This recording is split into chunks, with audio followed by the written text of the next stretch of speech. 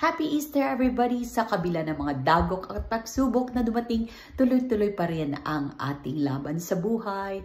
At today we are celebrating the resurrection of Jesus. Jesus is alive. Maaga tayong gumising, preparation sa ating Easter Sunday worship service at marami din tayong mga customers para sa kanilang Easter merienda. So pasilip ng ating mga niluto today at maraming salamat sa mga patuloy na umu-order. Meron tayong pansaymada espesyal, macaroons muffins, at meron ding banana cake. I hope masarap pa ng ating customers at ang ating mga kapatiran sa church.